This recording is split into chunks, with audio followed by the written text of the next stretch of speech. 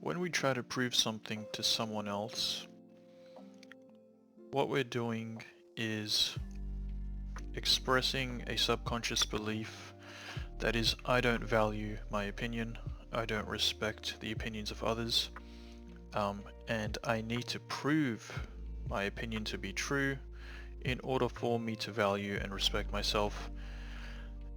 And when I prove my opinion to be true, then the other person will value and respect me, and that's when I'll value and respect myself.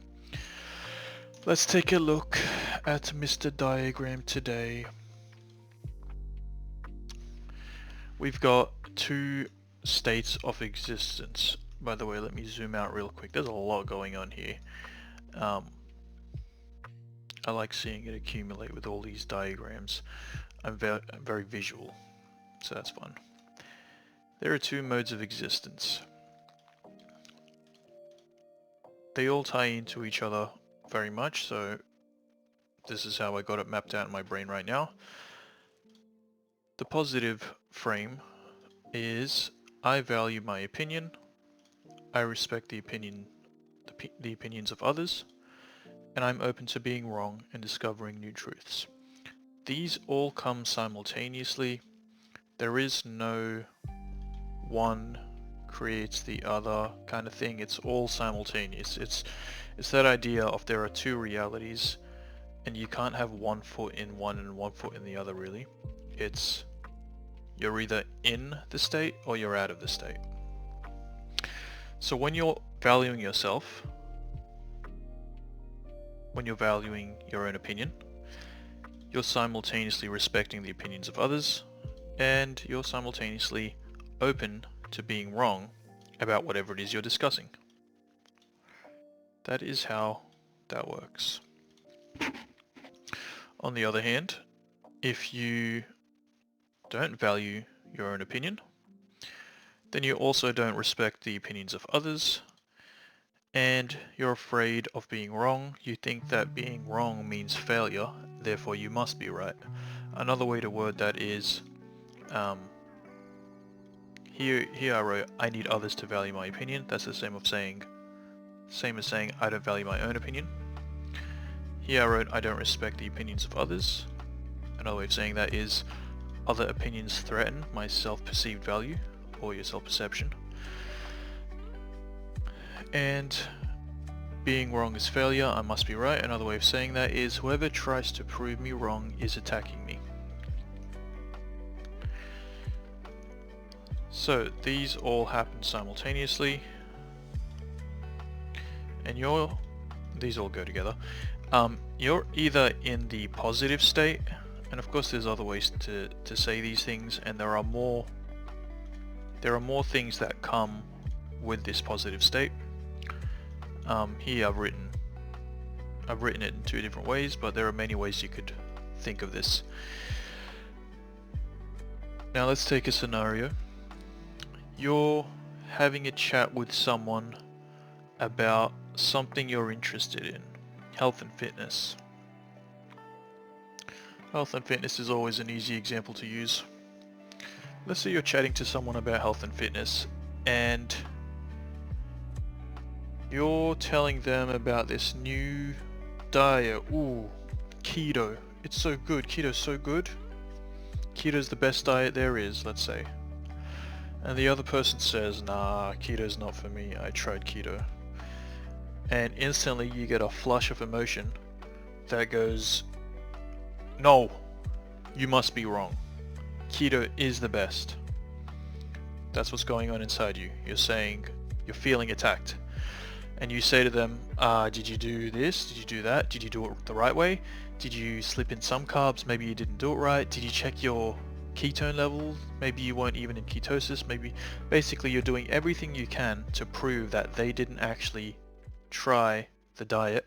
They did it wrong. They don't know what they're talking about. In that state of mind, in that conversation, what I would be feeling as I'm defending the idea of the keto diet being the best diet, is when I brought up the keto diet, I was saying, look at me, I know something you don't know, I'm valuable. here's my opinion. You're handing your value and offering it to them and saying, look, I'm so valuable. Here, take some. Take some of that value that I have to offer you. They say, nah, ketosis isn't for me. I don't feel good. I feel sick when I do the keto diet. They're basically, the way you perceive that is you're handing them value and they're saying, no thanks, I don't want that. And then you're going, oh my god, you better take my value. You better take my value, otherwise I'll take that as I had nothing to offer. Because literally that's what's happening right there. You think you're offering something valuable and they're saying, no, that's not valuable. I don't want that. Now, if you're dependent on others to feel valuable, then that's what'll happen. You'll say, here's my value, I need you to accept it in order for me to feel valuable. When they reject it, you'll try to shove it down their throat and say, you better take this value. In the process, what you're paradoxically doing is being less valuable. They're perceiving you as now, you're not being respectful, you're trying to force an opinion onto them. So, if you did value your own opinion, if you truly valued your own opinion, then you would simultaneously be open to being wrong. How does that work? Because if I'm possibly wrong, how can I value my opinion at the same time? And how can I respect my opinion if it could be the wrong one? Well, let's say you did all the research in the world. Let's say you spent months or years studying diets, health and fitness, and you studied it on every level you could. You looked at the biological aspects of health and fitness and how certain diets affect even the molecules and, I don't know, the microbiome in your stomach.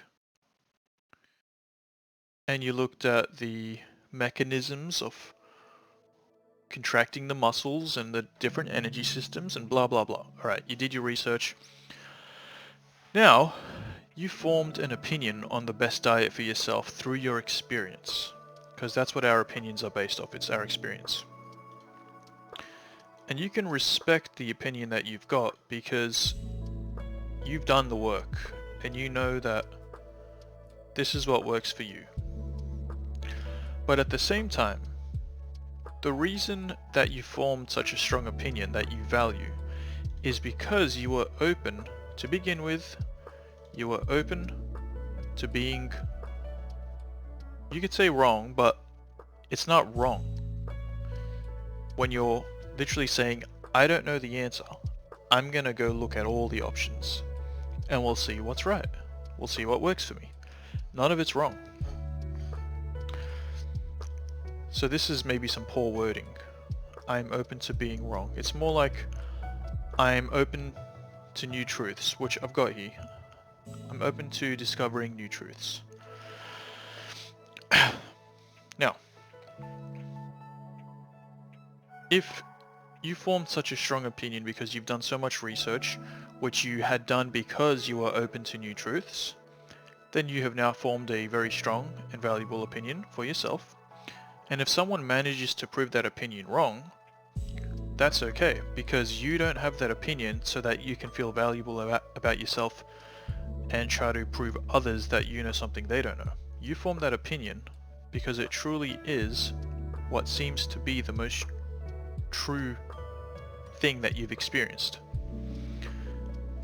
And if you develop an opinion and then you lock that down and say, this is my opinion, I'm not changing it, then what you're doing is you're blocking yourself from new truths, you're locking yourself from growth, you are shutting the door to any possible future of expansion,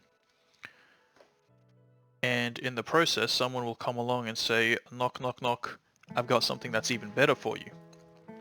They could be completely wrong or they could be right, but you'll never know because your door's locked shut and you don't want to hear any other possible truths. You want to say, nah, you don't know what you're talking about. I've made my opinion. you get out of here. You're trying to attack me with your false truths. Now let's say they legitimately did have a better option for you.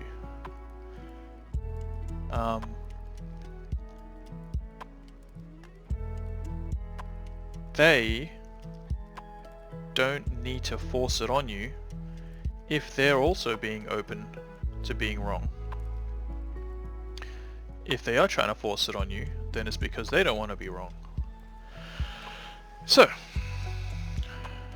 to summarize, to simplify, if ever you or I are having a verbal conflict or a conflict of opinion, if ever I'm having a conflict of opinions, then I need to just go back and check right now, am I open to being wrong?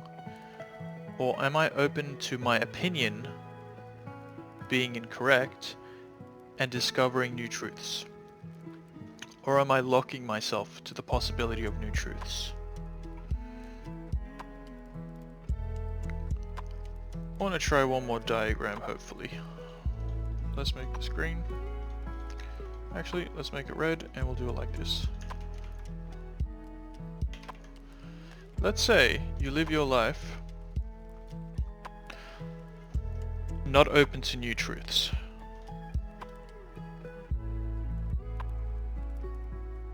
Now here is you. This is your opinion, and you get offered all these different possible truths. And you formed your opinion already. But let's say all 6 of these is wrong. You've blocked yourself off from it, and at this point it doesn't really matter because all 6 of them were wrong anyway. Right? Wrong. At some point, without a doubt, there will be a truth that would benefit you. There would be some opinion that would benefit you if you were to take it, if you were to contemplate it. You don't have to take everyone's opinions as truth. I should have specified that. We're not taking the opinions of others as truth. We are just allowing that opinion to enter the realm of possibilities. We then process and say, let's see, does that opinion seem valid in my experience? Have I experienced something like that? Maybe going forward you just check to see if it's real. If it's that diet example, maybe you tried the diet. You tried the diet that the other person, you offered keto. They said, nah, this one worked even better for me. I used to do keto, but now I do this one. Maybe you give the diet a try. You challenge the opinions. And if you live your life always open to new opinions, then every time a new opinion shows up and you process it and you test it and you challenge it, then you'll filter out all the negative ones. Not all the negative ones. You'll filter out all the opinions that don't work for you. And every time a positive one comes up, you'll make it a part of you. And then your experience will become even better. So here we go. I've now absorbed this new opinion. All these other ones. See you later. And then another batch of opinions pop up. And yeah, it's basically the idea of you either go through life blocking all the positive opinions and never experiencing any growth, or you're always open to all opinions, you're always challenging them, and then you'll filter out the ones that don't work, and every time a positive opinion, one that enhances your quality of life, comes through, then you can absorb that into your routine or into your life. Make it a part of you. Always being open to evolution. This here is the signifier. Am I open to evolution? Am I growing? Am I constantly challenging my opinions and perceptions and the opinions and perceptions of others? Am I open to being wrong, discovering new truths? Or do I think being wrong is failure and I must always be right? That is the key to self-respect and self-perception of value in regards to your opinions and your habits and the knowledge that you have. So, enjoy. Peace out.